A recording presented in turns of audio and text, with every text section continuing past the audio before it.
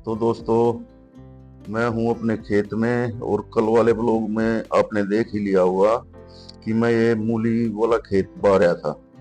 मैं इसकी जुताई कर रहा था और मैं इसलिए रुका हुआ हूं अब, क्योंकि वो सामने जिप्सम के कट्टे थे, वो फेंक रहा है उनको।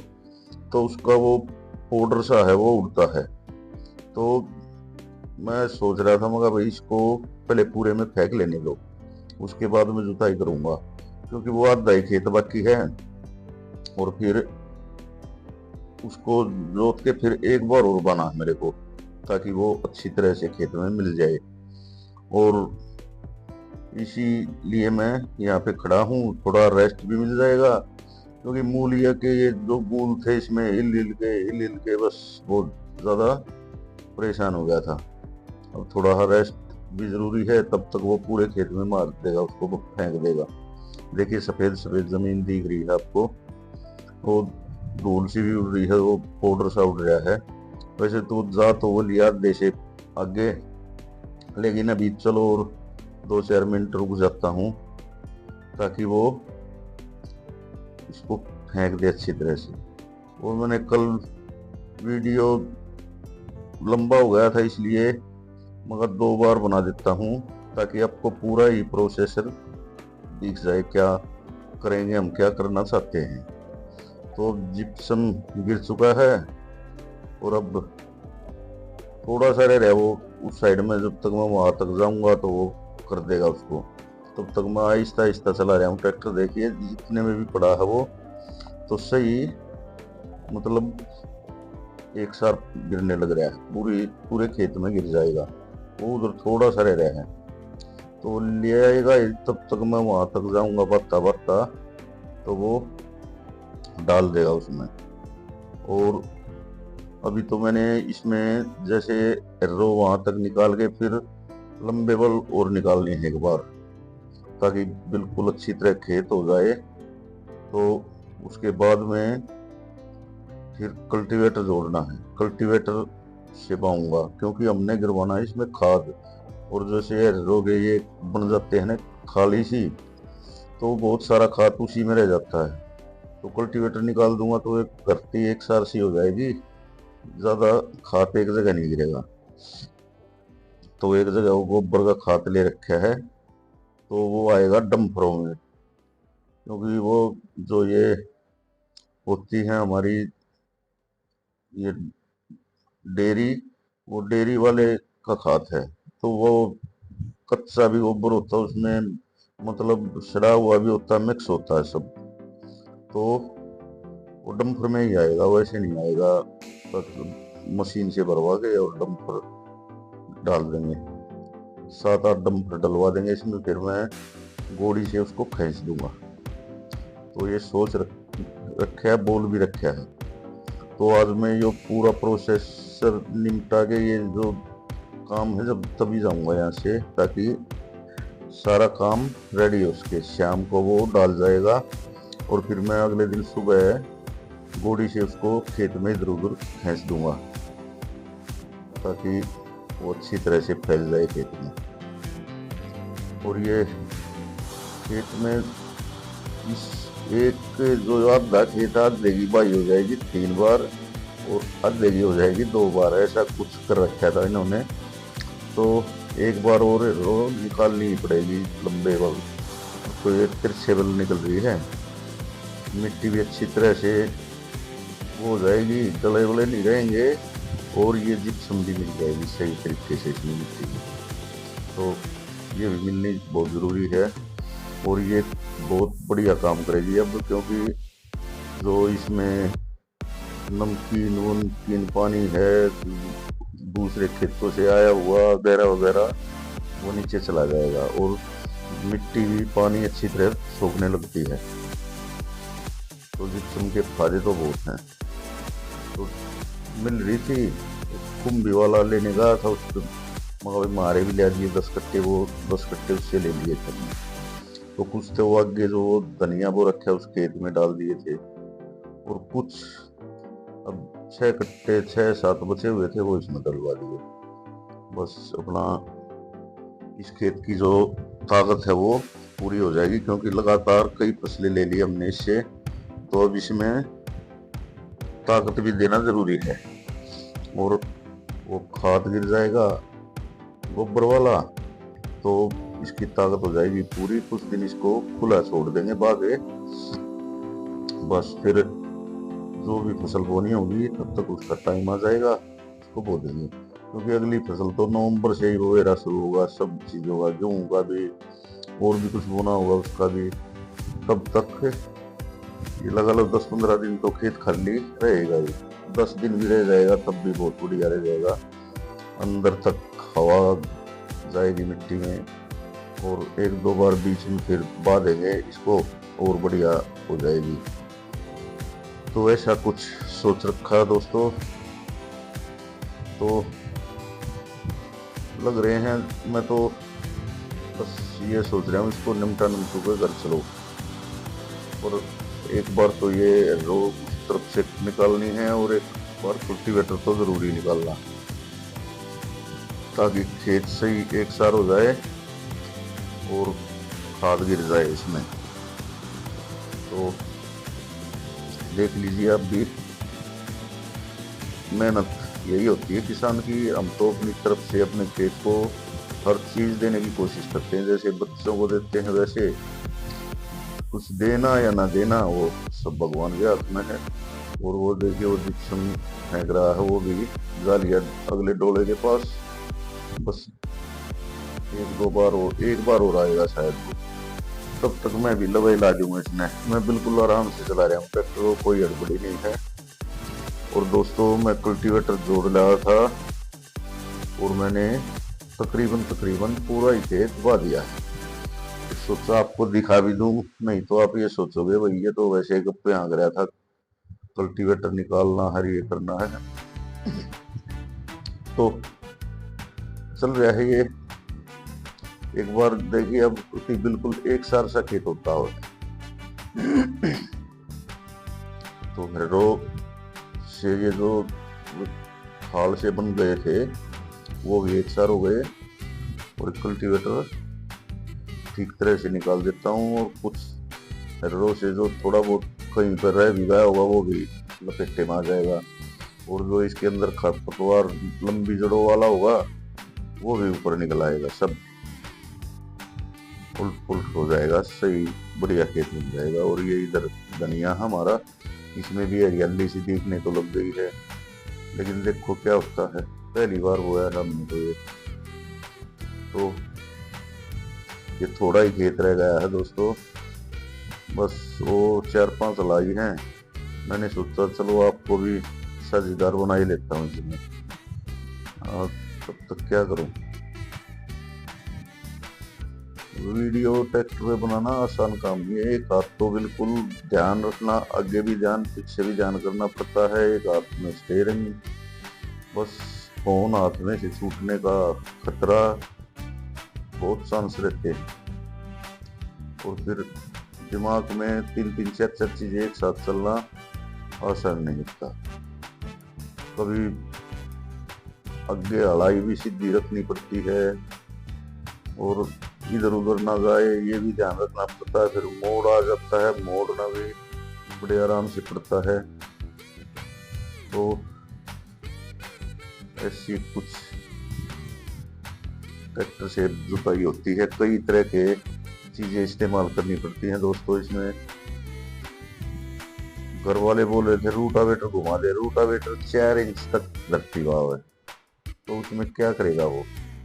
रूटावेटर का तो बस सिर्फ एक काम है, एक बार उसको जब हैरो निकाल के एक बार निकाल दे, मिट्टी को महीन कर देता, डलिया नहीं छोड़ता। फिर अपना गहरी जुताई कल्टीवेटर से कर लो। दोस्तों खेत की मैंने कर दी है बाई, ये मैंने 3 बार तो हैरो निकाली है इसमें, और एक बार कल्टीवेटर निकाल दिया।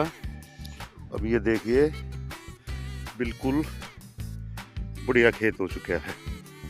अब इसमें धूप वगैरह लगेगी तो 2-3 दिन में एक बार फिर से कल्टीवेटर निकाल दूंगा। और अब इसमें पहले हम डालेंगे जो गोबर का खाद होता है वो, क्योंकि बहुत दिन हो लिए लगातार फसल लेते लेते, तो धरती में भी सारे जो कीटाणु होते हैं वे कम होते जाते हैं। तो खाद डालने से एक बार फिर से जो ताकत है इसकी वापस आ जाएगी और कुछ दिन खाली रहेगा खेत, हवा आ जाएगी इसके अंदर, तो खेत की मिट्टी बहुत बढ़िया हो जाएगी।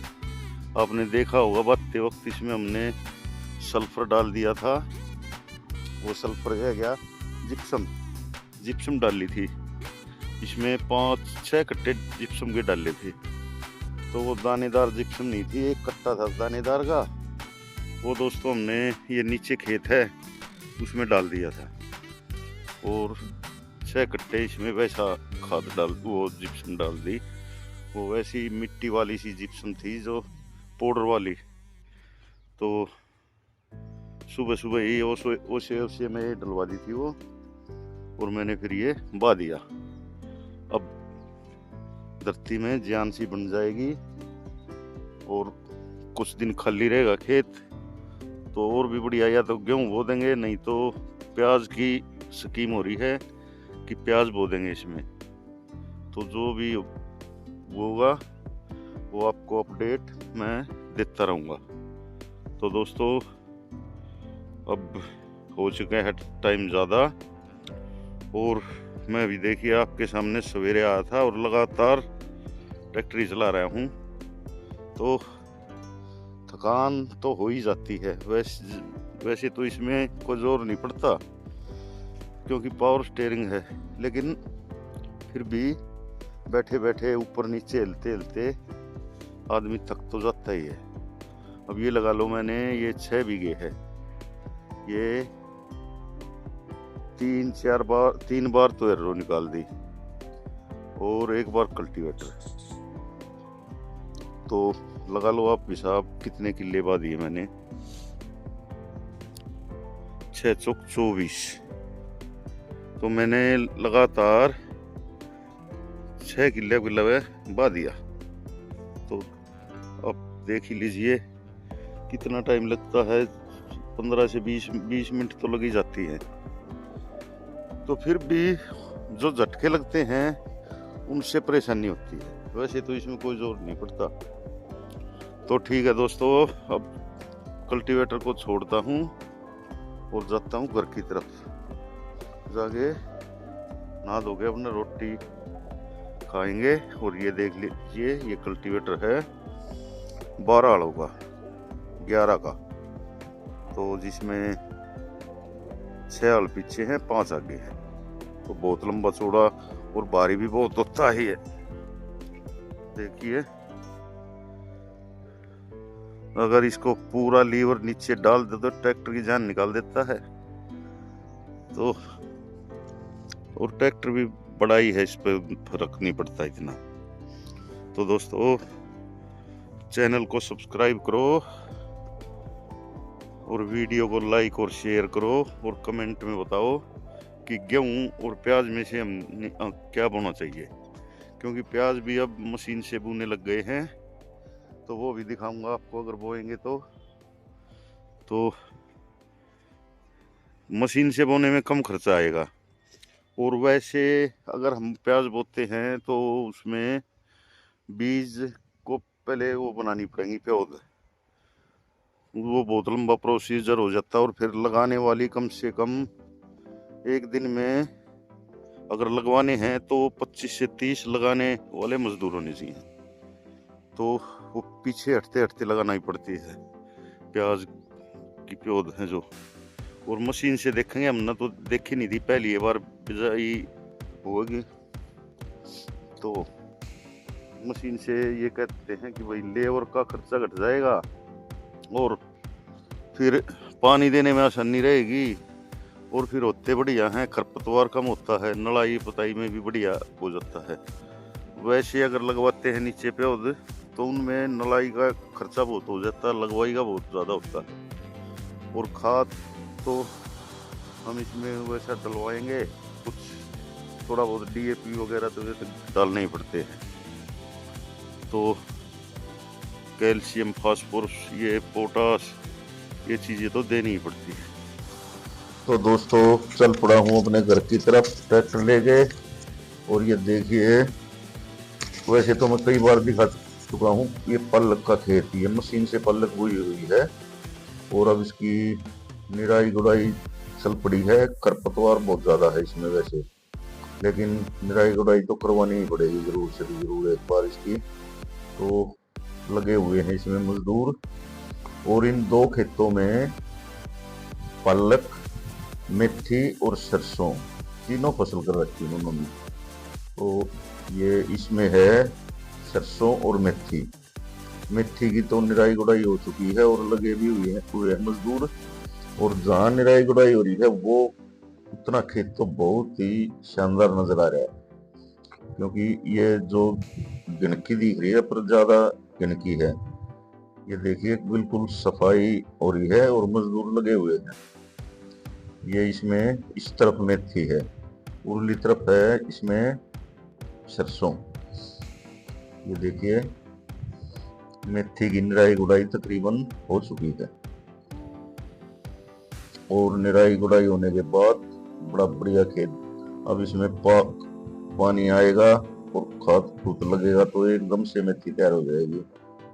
तो ऐसा कुछ नज़ारा है। जा रहा हूँ अपने घर की तरफ, तो सोचा आपको ये भी दिखा दूं। तो दोस्तों ये है अगला दिन और मैं आ गया था बोड़ी जोड़ के खेत में, क्योंकि मैं आपको बता रहा था भाई गोबर का खाद डलवाना है। तो शाम को ही डाल गए थे गोबर का खाद पहले दिन। तो मैं सुबह अब बोड़ी जोड़ के लाया और मैंने तकरीबन तो खाद इधर उधर कर दिया है।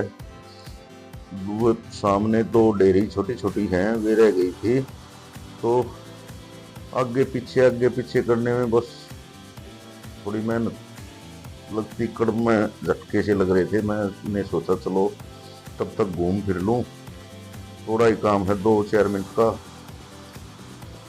तो आपको अपने धनिए वनिए के बारे में अपडेट दे दूं और घूम भी लूंगा। देखिए धनिए में स्प्रे हो रहा है, ये वो इसलिए करवाना पड़ रहा है मजबूरी में। ये वे सामने आप देख रहे हैं धान बिल्कुल हरे हैं और हमारे धान कट चुके हैं। ये जो सब मछली वगैरह थी तो वो धनिए में और उन धानों में है। अब तो ये इनका काम तो रस चूसने का होता है, तो इसलिए थोड़ा बहुत नुकसान ना हो, पेडे वेडे ना डिग गए, तो इसलिए करवा रहे हैं हल्का फुल्का। और ये हमारी मेथी, पालक और सरसों। और देखिए मैंने आपसे बताया था मगर खेत को इसको पूरी ताकत देंगे। जिस तरह हमने इसको बहुत कई फसल लगातार ली हैं, तो मैंने सोचा भाई चलो आपको दिखा दूं, नहीं तो आप ये कहेंगे भाई पता नहीं है क्या। और उधर पॉलीथीन वगैरह सब बुन लग रहा है, कुछ ईंट रोड़े बोतल पन्नी पता नहीं क्या क्या कबाड़े डाल देते हैं लोग बाग साथ में। तो उसको पहले ही साफ कर लेते हैं, क्योंकि बोतल ट्रैक्टर के टायर के नीचे आएंगी तो खाद वाद डालते वक्त या खेत में घूमते वक्त हमारे पैरों में भी लगेंगी, ट्रैक्टर के टायर में भी लगेंगी। तो उनको पहले ही अपने वो कर देते हैं। उसके बाद फिर इसमें एक बार मैज मार के और फिर बाई कर दूंगा।